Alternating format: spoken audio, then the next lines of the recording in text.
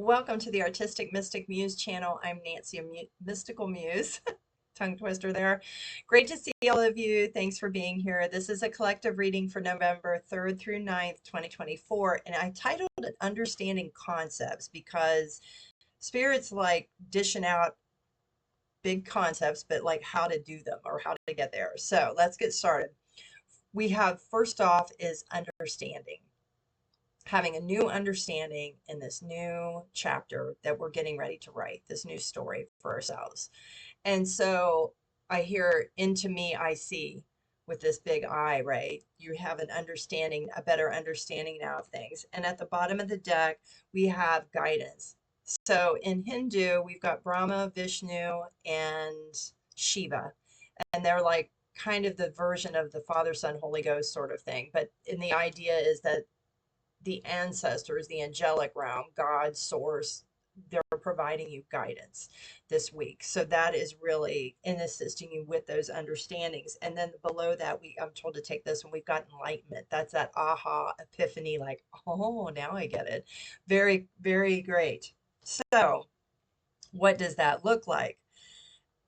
We're going to get into that. So we've got heart chakra coming from the heart, and the bottom of the deck we have the root. So root talks about stability, the heart talks about love, and it is the bridge between the lower chakras and the upper chakras. So let's start with the root first.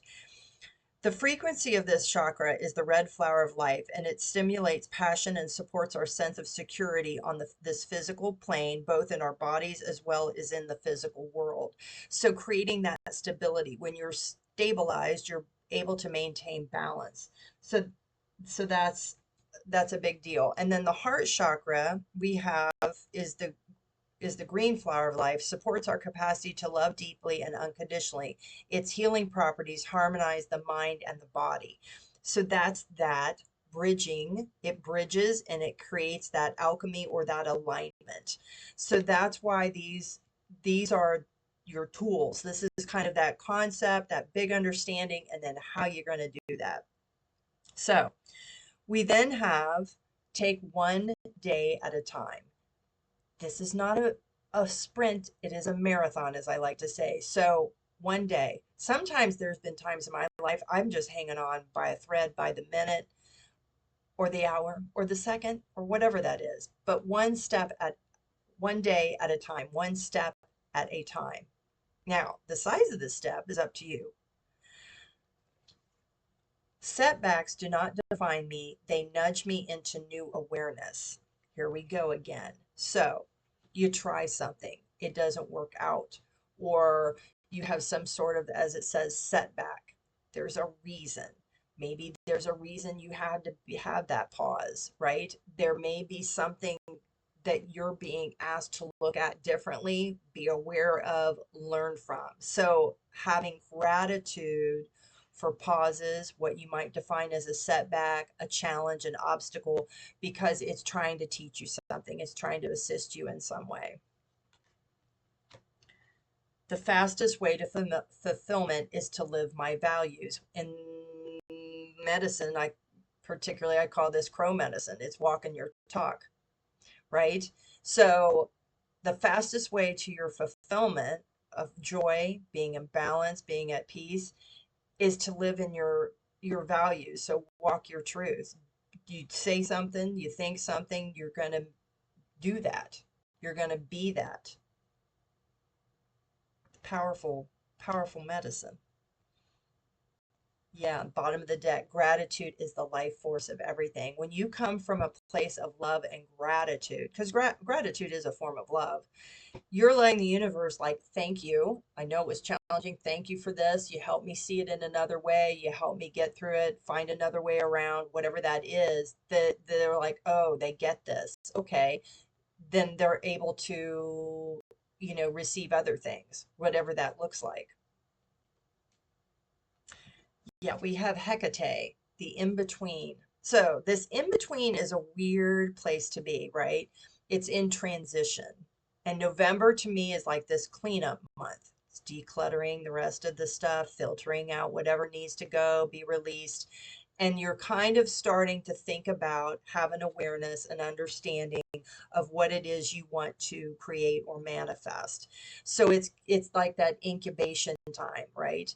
So use it wisely, and understand that some of this releasing and whatnot may need you to have quiet time. You may need more rest.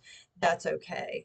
And Hecate is the triple goddess. She's the maiden mother crone, and you could also look at that as like birth, life, and death for rebirth kind of thing. So you're in this kind of caterpillar starting to sprout wings, transformation kind of thing.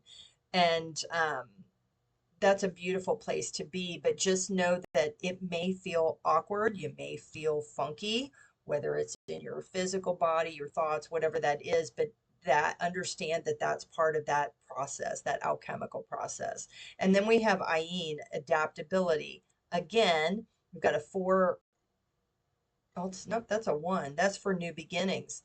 So being adaptable. And to me, that kind of goes back to this card of things, setbacks or nudges, for a new awareness or nudge you in a different way. So being adaptable, flexible, understanding that, like, well, I thought this was going to go this way and it's not.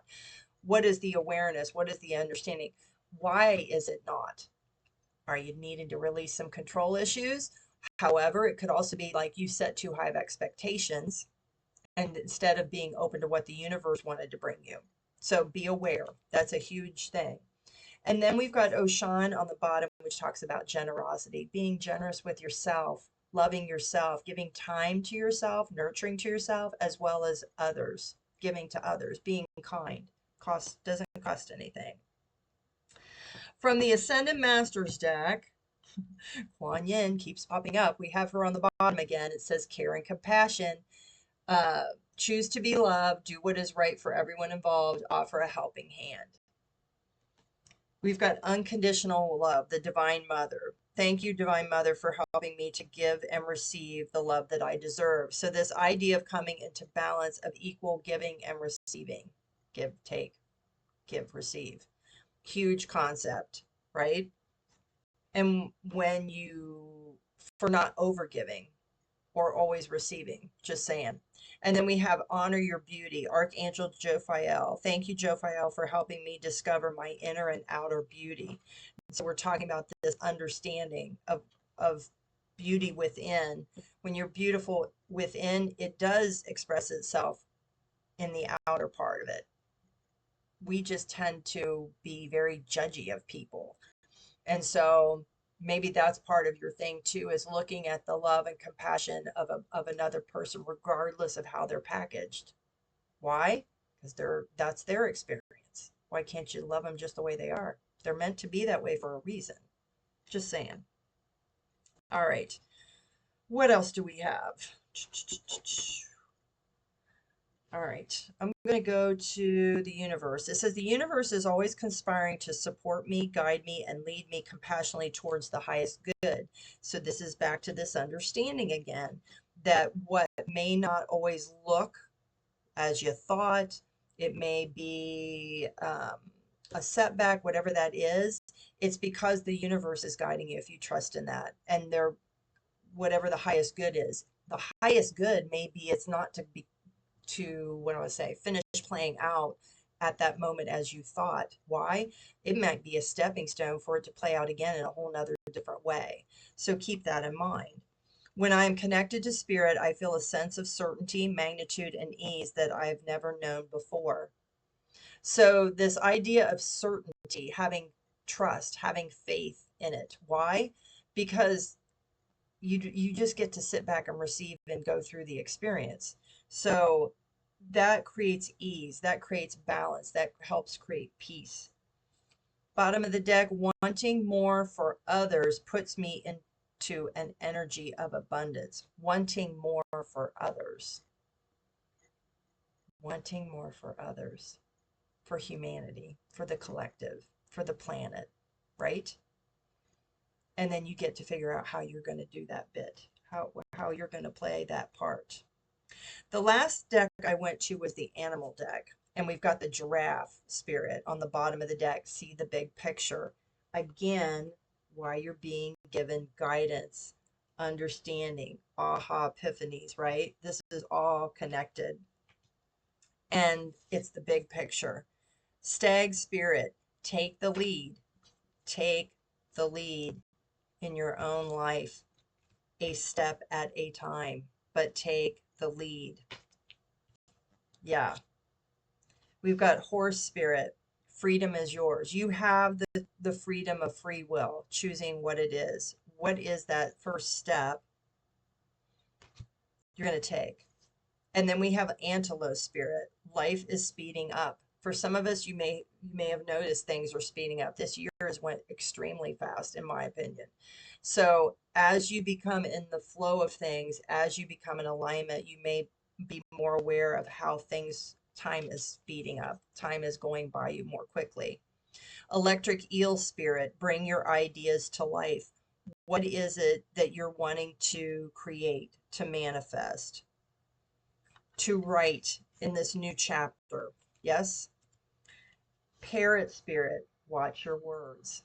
And the words start as thoughts. So watch your thoughts and then be very discerning with what words you're going to use, how you're going to use them, because that's then what manifests, or what's that frequency goes out and is received. And then we've got pig spirit. Use your mind wisely. Pigs are super smart, just like crows. But they're saying use your mind wisely. What does that mean? Don't allow it to go on the hamster wheel. Do what you need to do to stay present, to stay in the now, right? Using it wisely, knowing when to rest, knowing when to not overthink, knowing when to engage with something, study something, learn something, and when just to not have it do anything. Rest and do nothing. That's a thing too. All right. So we're going to go ahead and we're going to see what guidance we have from the 13 universal laws to end this reading today. This deck doesn't require any special instructions, and it's available on my Gene Crafter link below. It's one I designed. Yeah, the key to life. That's a big concept. The big picture. Let's see what else we have. Yeah, universal law of polarity. So polarities talks about opposites attracting. When you are headed in the right direction, a lot of times you will be given a setback. Why? It's the polar opposite of where you're headed, because it's like a test. You're being guided to see how you're going to handle it, right? And that sometimes when you are doing your thing, you will attract the opposite of what you are doing.